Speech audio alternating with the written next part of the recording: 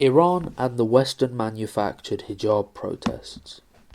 Attempts to cast imperialist countries as champions of women's rights are laughable to anyone familiar with the declining position of women in the West. The Western media are harping on relentlessly about great anti-hijab protests which they assure us are happening all over Iran, and which they claim are being met with ever more violent repression by a vicious and violent regime.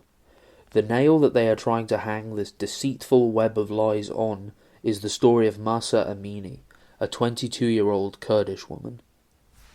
The known facts of the sad death of this young woman are as follows.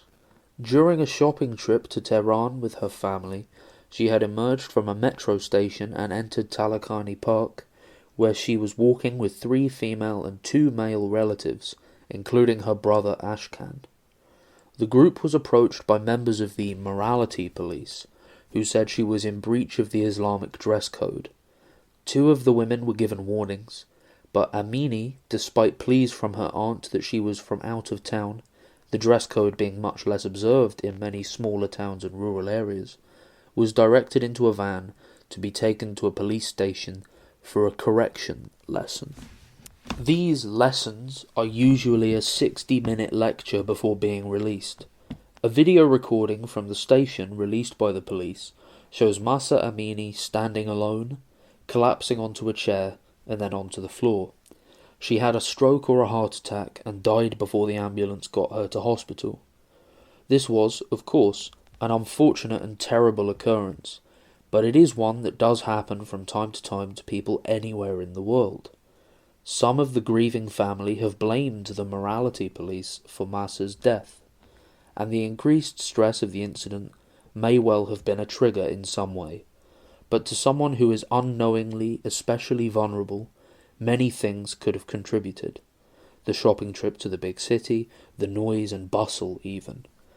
Clearly something, even if it might not have been greatly stressful for a person in good health, increased the likelihood for this tragedy for Mahsa. Western forces, media, NGOs, spy groups, and the rest all grabbed at the story and have twisted and gilded it beyond any recognition, doing their level best to turn it into a tale of state terror by the Iranian government and hoping thereby to rouse an anti-government popular uprising throughout Iran. All the usual suspects have been given the usual amount of airtime on imperialist media outfits to try to convince the world that a counter-revolution, they would call it a revolution, of course, has flared up, and that blood was running on the streets all over Iran as the masses rise up against a hated Islamic dictatorship that is resorting to extreme violence to keep the people down. Of course, nothing of the sort has happened. The masses support their government for the most part, are proud of their country's achievements, and the living standards of the majority are deemed by them to be generally good. Morality dress codes come and go in all societies, and Iran is not alone in this. We know from hundreds of ordinary everyday bloggers in Iran, people who daily record and transmit pictures of their streets and communities, that riot situations have been very rare. Those few that have taken place have been manufactured by Western interests. In fact, across Iran, even before Mahsa's tragic passing, observance of the dress codes by Iranian women is not universally adhered to, and there is little or no reaction from the state. The Iranian people have their own way of influencing their government. The so-called morality police have been disbanded, and the whole matter is history as far as most Iranians are concerned.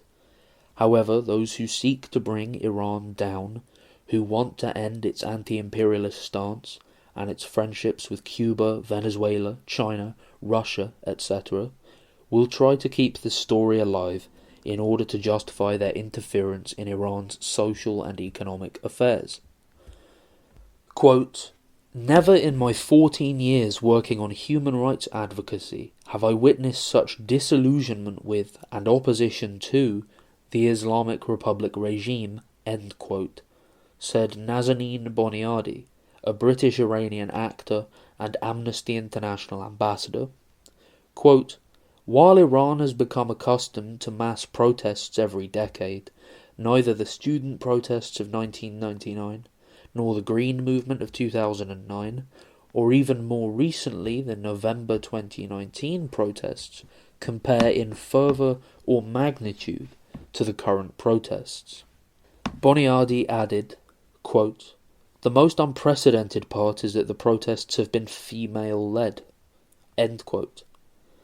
Playing to the ultra-left gallery that is always there to promote imperialism's interests as revolutionary, she continued, quote, "The movement's slogan, Women, Life and Freedom, is antithetical to the Islamic Republic, which has built itself on being anti-women, pro-martyrdom and repressive.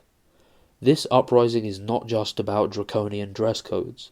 The compulsory hijab has simply become a symbol of a wider Iranian women's struggle." End quote. Revealing the real point of imperialism's interest in women's issues, fellow imperialist stooge Kasra Arabi, an Iran analyst at the Institute for Global Change, described the mood in the country as revolutionary. Quote, "The people that speak to me believe they are in the middle of a revolution and will not back down. One way or another, this is the beginning of the end of the regime. This is not about reform. This is about regime change." End quote. Amongst the endless list of inane celebrity wannabes who have jumped on this bandwagon in order to promote themselves is Donya Dadrasan, an Iranian pop star who lives in Australia and who has poured out invective worthy of a Sun journalist against the morality police on Instagram. Meanwhile, a quite staggering number of cretins have stood pouting into their camera lenses while publicly cutting their own hair, in solidarity with Massa. As in all things, the imperialists will try to use any event, any tragedy, in order to launch an attack on countries which, like Iran, will not follow the dictates of imperialism. Our job is to look past all the blather and find the real aim of the Western media and its hypocritical narrative. When French male gendarmes were stripping Muslim women on French beaches of the Islamic beachwear that kept them covered, how many of these ink-flingers raised even a whimper in opposition? In our view, Iran would do well to do away not only with the morality police, but also with the mandatory dress code for women, which, while doing no good to Iran, provides imperialism and its flunkies with yet another pretext for poking their snouts into Iranian internal affairs, which are the sole preserve of the Iranian people.